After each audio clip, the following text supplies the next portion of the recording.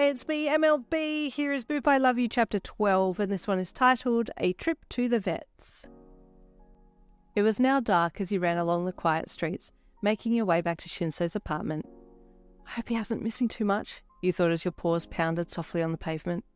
As you came around the corner to his street, you saw someone walking dejectedly along in the darkness. As the person passed under a street lamp, you realised it was Shinsou. He had his shoulders slumped and hands in pocket with head down, dragging his feet. He looked so sad it nearly broke your heart. "Shinsou!" you meowed loudly as you ran. He spun around upon hearing your meow, and the most kid-like excited look crossed his face. "Sin!" he called out as he turned and crouched down with open arms for you to jump into them. "Where'd you go? I've been looking all over for you. Are you okay?" He stroked your head and looked you over from under the streetlight, pausing when he saw that your left leg had been shaved slightly, from when you had the cutie. "What's this?" he mumbled quietly as he ran his thumb over the bare patch. You pulled your leg away from him and tucked it up under your body. "Okay, I won't touch it," he said, smiling with relief that you were at least all right. "Come on, let's go home," he added as he stood up with you in his arms and started walking towards the apartment gate. You snuggled down into his warm embrace and let out a light, contented sigh. Home. I like the sound of that. "Sin, where are you, kitty?"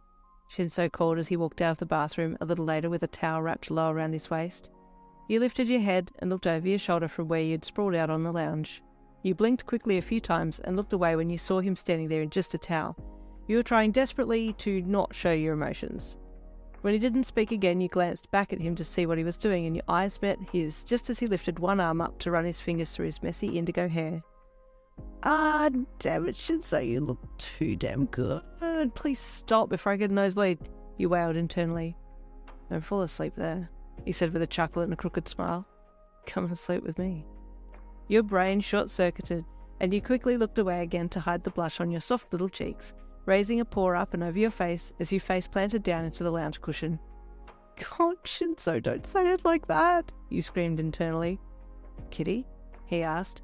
You looked back at him again. "Come on," he beckoned with one hand. You stayed where you were and turned your head away again, laying it down and shutting your eyes.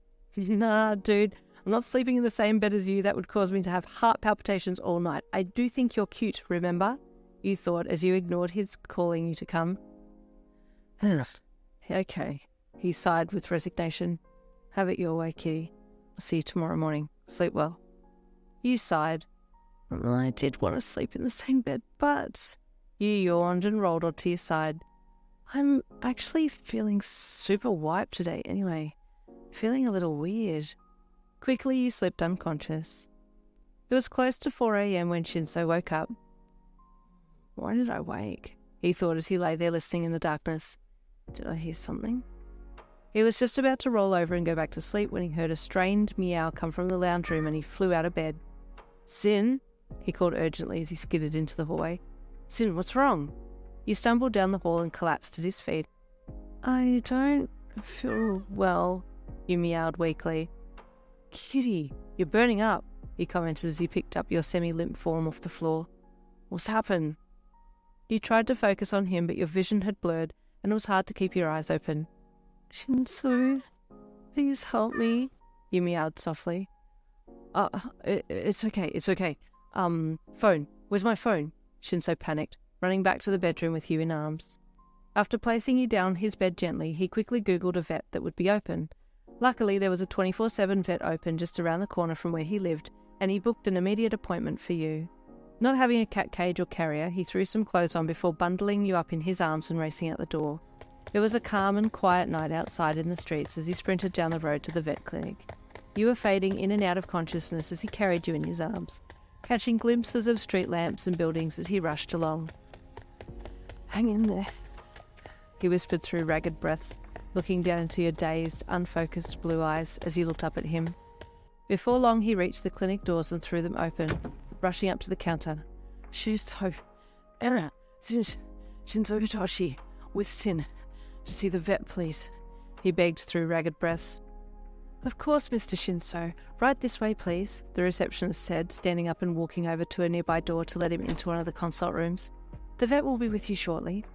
Shinsou nodded his thanks and walked in to wait for the vet, still cuddling you close to him. Mr. Shinsou, the vet said as he entered through the back door of the consult room. What seems to be the problem with Sin? Sir, she's not well, Shinsou said, placing you gently down on the examination table on your side. She called out earlier, and she was stumbling, and she's hot to touch, and... Okay, the vet said soothingly. Let me look her over. You turned your head slowly and looked up at the vet through droopy eyes. I feel pretty crap, to be quite honest, Doc, you meowed drunkenly. The vet took your temperature and did some other tests, including a blood test, as Shinsou watched on anxiously. Your Sin here has a fever, the vet said finally. So, is she going to be okay? Shinsou asked worriedly. She'll be fine with a little love and care, the vet said reassuringly. Oh, I'm good at that, Shinsou replied proudly. Glad to hear it, the vet chuckled. But, how did she get a fever? Shinsou asked, just so I can make sure it doesn't happen again. Well, from the blood sample we took, it looks like she's had something injected into her, but we can't tell what. It's not a poison or anything, so she'll be fine, but that could explain the fever. It's been in her system for about a day now. Did she go anywhere yesterday? Come to think of it, yes. She disappeared for about 4 hours earlier tonight, but then came back. She had a shave patch on her leg too, Shinsou replied. Poor thing. What happened to you? He asked as he stroked your head sadly. And there is the end of chapter 12. Stay tuned for chapter 13 tomorrow.